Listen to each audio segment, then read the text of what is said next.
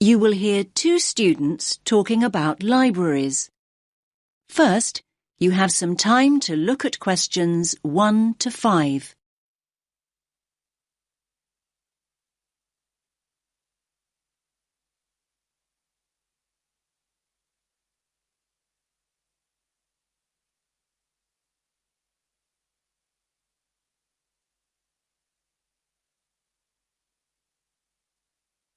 Listen carefully to the first part of the conversation and answer questions 1 to 5.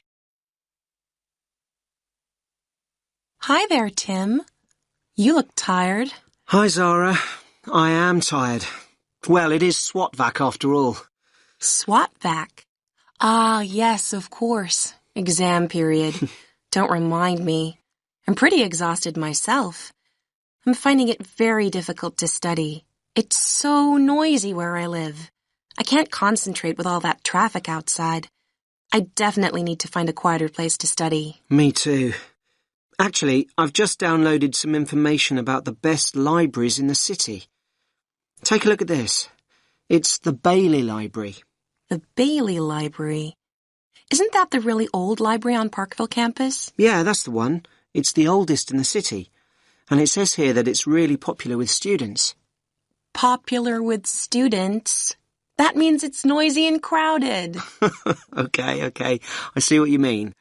But we could try to get there early to make sure we get good seats and a large desk to work at. It's open from 8:30 in the morning until 10 o'clock in the evening, Mondays to Fridays. 10. That's very early. I study much better after midnight. Just look at the size of my folder here. I've got so much to get through. Basically, I need to be in the library 24/7 to get all my revision done. Now, if the Bailey is that popular, it must be open at weekends. Yes, of course it is. It opens at 11 o'clock, in fact, and it closes at 5 p.m. Great. Not exactly what I call ideal for late-night study. Count me out. Okay. Here's another one. The Brown Library. Yeah. I think I've gone past it a couple of times. It's close to Stratton Street, right? Yes, Stratton Street and Royal Parade. Royal Parade? Well, that's convenient for me. My apartment's just a few minutes' walk from there. When's it open? Well, it says here it opens at 7 in the morning, and you'll be pleased to hear that it closes well after midnight, 2 a.m. in fact. And we can go there any day of the week. That sounds ideal. Oh, wait a minute. We can't use it. It's only open to biomedical students. Biomedical students only? Great. Just when we thought we'd found the perfect place to study. Oh, wait a minute. This one sounds good. The RMIT Library. The RMIT Library? I've never heard of it. Where is it? It's on Swan Street, near the Central Bus Station. Swan Street. Ah, yes, I know where that is. It's a really long street, though. Do you have a number? Yes, number 360 Swan Street. The full address is Level 5, Building 8, 360 Swan Street. Okay. I think we'd need to get the bus there, but that's not a problem. So when's it open? It's open from 10 till midnight on weekdays. And what about weekends? 10 in the morning, but it closes at 6 o'clock on Saturdays and Sundays. But listen, it says here it has excellent computer and internet facilities. I like the sound of that. Me too. In fact, I like the sound of it so much, I think I'll take advantage of their excellent computer facilities right here and now. And how exactly are you going to do that? Your laptop isn't working. I know. So can I borrow yours? Now you have some time to look at questions 6 to 10.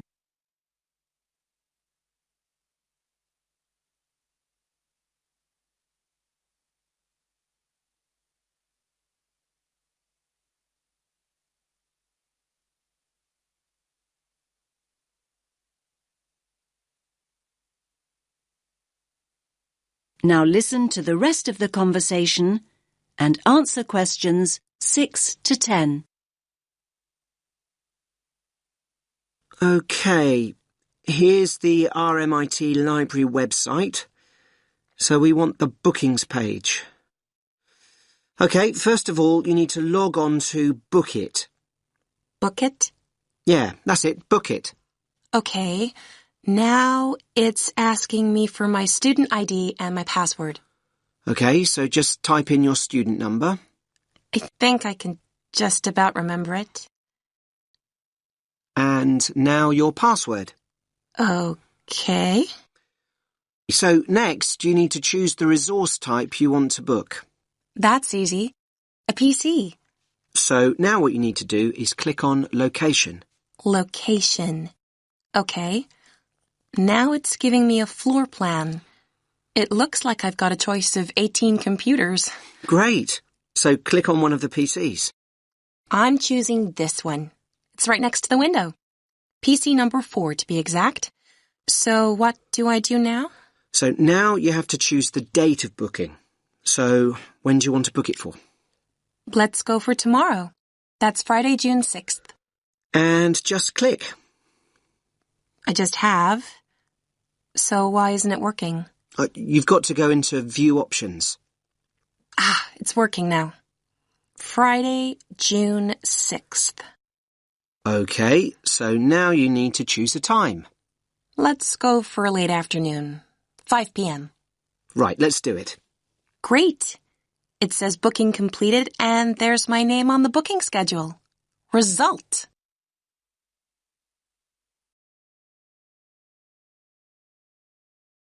You now have half a minute to check your answers.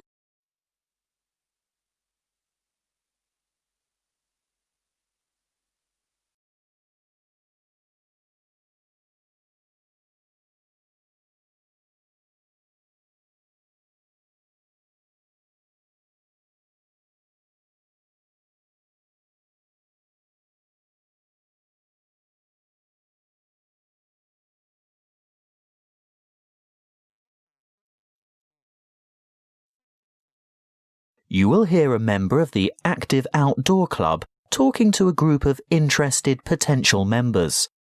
First, you have some time to look at questions 11 to 14.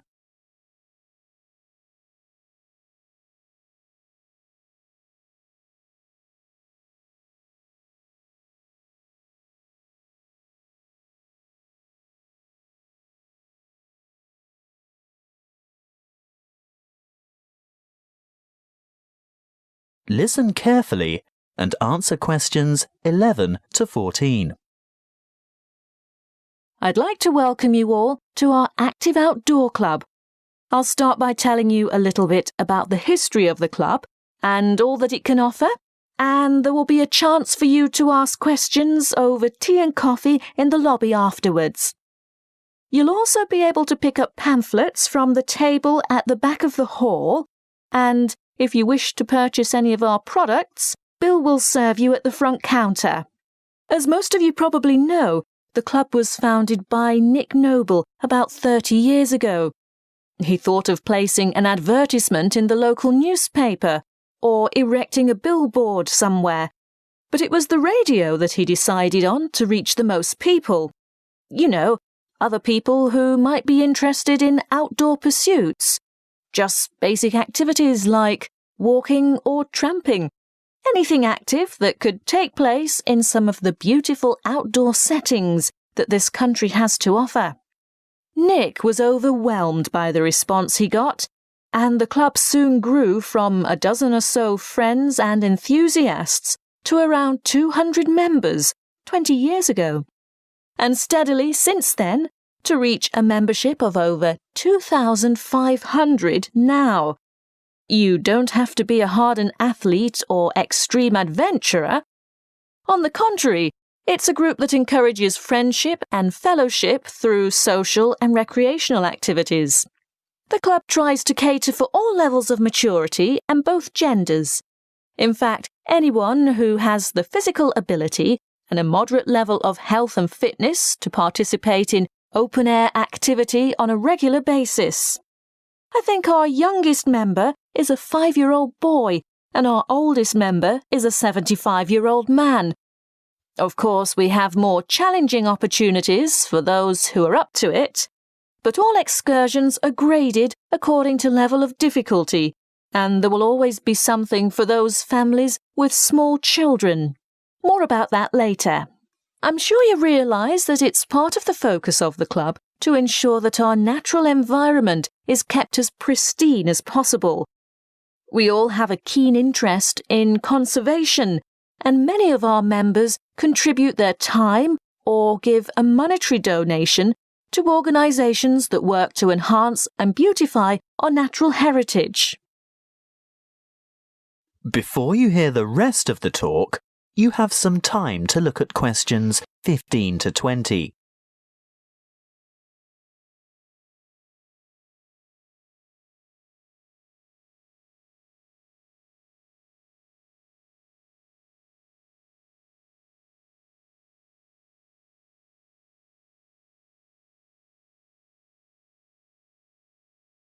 Now listen and answer questions 15 to 20. OK, now going back to the grades of activity, first of all, tramping. This is very popular with singles and couples without children, but is certainly not restricted to those groups. Tramping is arranged for Tuesdays and Saturdays throughout the year. Most tramps are of a duration of 3 to 5 hours, depending on the weather and the terrain, and of course the time of year. You would need to check the newsletter or the website to find out place and time, and if you wish to participate, phone the coordinator who can give you more information. I'll move on now to walking, which is very popular with families, but open to everyone. And walks are arranged for every Thursday and every Sunday over the course of the entire year. Walks last no more than 3 hours, although the Thursday walks might be shorter. And again, you would have to check the newsletter for details of the time and area to meet and get in touch with the walking organiser to confirm your participation. Now, the Wanderers are what you might call a subgroup of the Active Outdoor Club. This group was set up to cater for the less active, more elderly, or families with very young children who still want to enjoy the great outdoors, but without quite so much exertion. Bear in mind that the length of these activities is variable, but we're always home before dark. Any member of the club is welcome to join in their activities on a Sunday, which include visiting some of our more beautiful parks and botanical gardens, beach walks, picnics, and even boat trips to visit some of the small islands off the coast. Often guided tours can be arranged if there is enough interest. If you'd like to see what the Wanderers are up to, check the website and then phone the leader for more information. I'll bet you're all ready for that cup of tea now. But before I finish, I really must mention something that can be a lot of fun.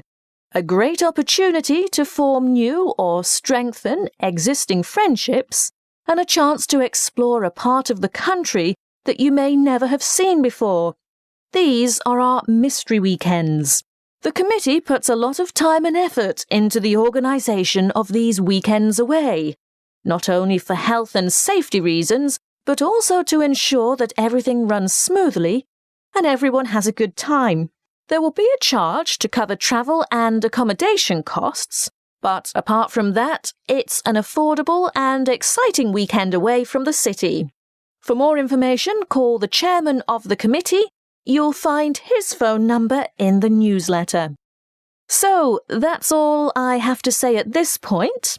Please enjoy the refreshments, chat with the others, and feel free to ask questions. All the committee members are wearing large red name badges, so they're easy to find.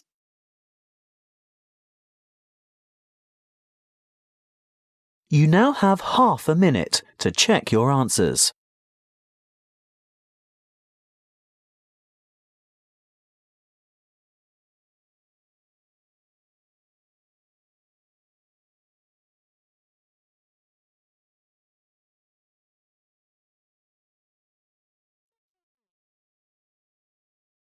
You will hear a man called Frank talking to Dr. Lindsay about what he should study if and when he returns for further classes.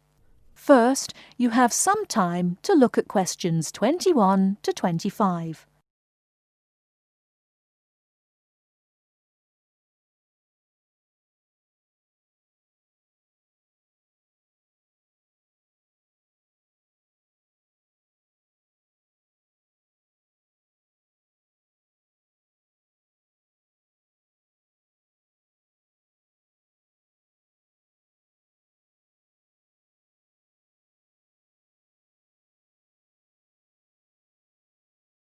Now listen carefully and answer questions 21 to 25. Hello, are you Dr. Lindsay, the returning students advisor? Yes, that's right. Are you Frank? Your appointment wasn't until 2, but that's okay. Please come in and have a seat. Thanks. I like to arrive early whenever I have anything to do. That's certainly a praiseworthy habit. Let me see. It looks like you've taken a long break from school, and I understand you wanted to have a chat about what you should study if and when you return for further classes. It's such a big challenge. I don't know if I'm crazy for doing this or not. Believe it or not, I know exactly what you mean. Before I began working here at the university, I taught primary school for nearly 10 years. It takes a lot of courage to go back to school. I feel more shy and scared than the primary students I teach. In the schools I taught, I found today's youngsters are very sure of themselves. In terms of intelligence, I have a lot to teach them, and the maturity level of much of my class leaves something to be desired. But in terms of confidence, wow, a lot more confident than I am now, that's for sure. Stop fretting. A brave man is a coward who refuses to run. Let's talk about your strong points. You seem an intelligent man. What is it you would like to study? You see, I've been teaching children for a few years, but I think I'm happier teaching adults. I think teaching students in middle school is much more satisfying because they end up being much more grateful for your work. If I may ask, what got you interested in teaching adults? A lot of things, I guess. I met my future wife back in my first year of college. She always complains that I was more interesting then. She says that now I talk like I'm 7 years old. That's probably from being with children all day.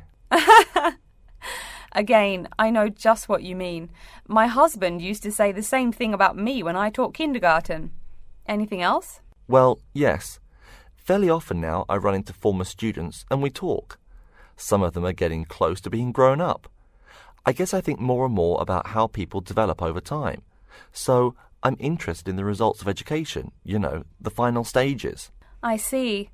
Well, coming back to the university can be both difficult and very rewarding. There are some problems unique to returning students, older students like yourself. What do you think is your greatest weakness? Well, I actually think my confidence is getting better. I'm definitely overcoming my introversion and starting to be much more comfortable in front of a class. To tell you the truth, I'm afraid I'm rather behind the times about many things. It's more difficult for me to chase after the popular things youngsters are fond of, such as iPhone, Twitter, if you name it. I think I understand. Before you hear the rest of the talk, you have some time to look at questions 26 to 30.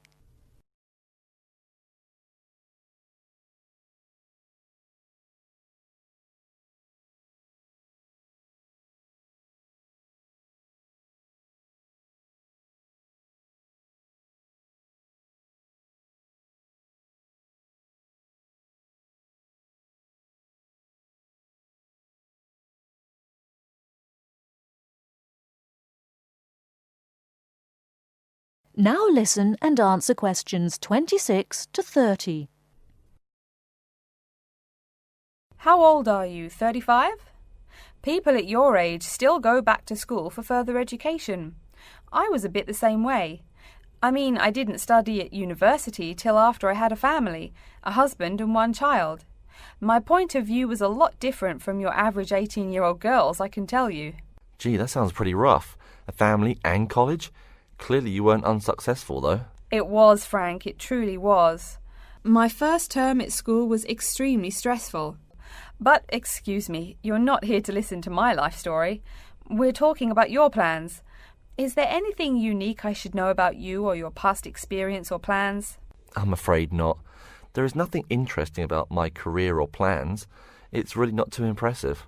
Now, I forbid you to talk like that. This is your one life, and if you're not interested, why bother living it? Don't be so humble, Frank. Okay. My wife says I'm a wimp. Let's talk about your dreams a bit. You want to teach adults, you said. What would you like to teach them? Well, when I first came to college, I really liked languages and literature.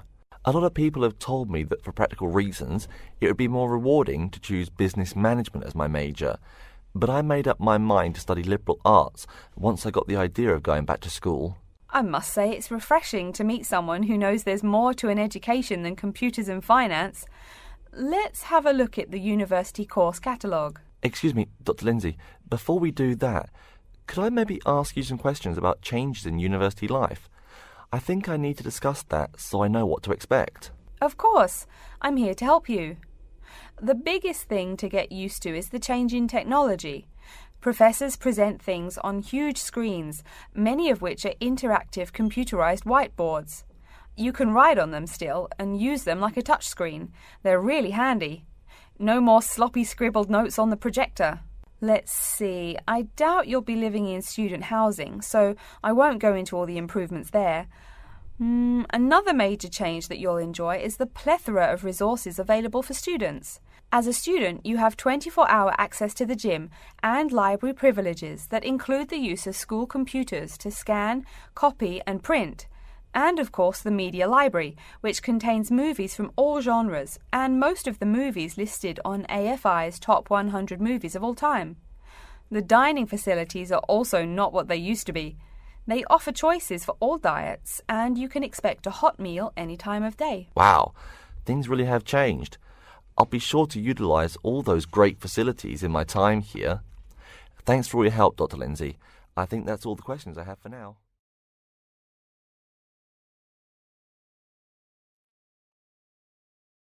You now have half a minute to check your answers.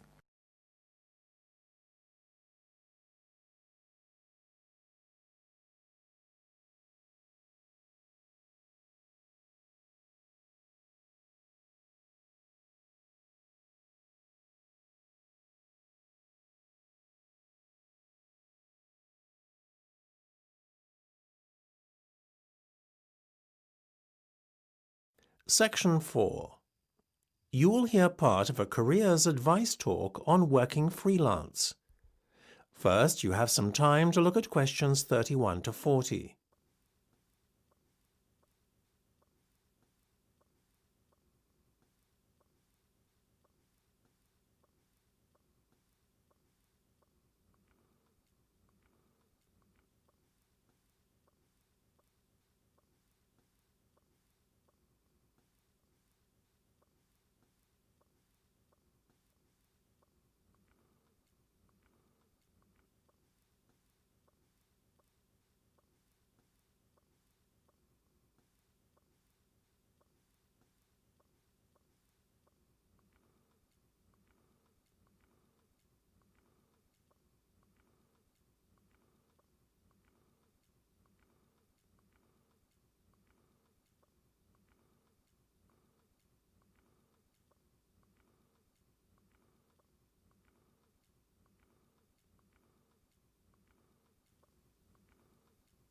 Now listen carefully and answer questions 31 to 40.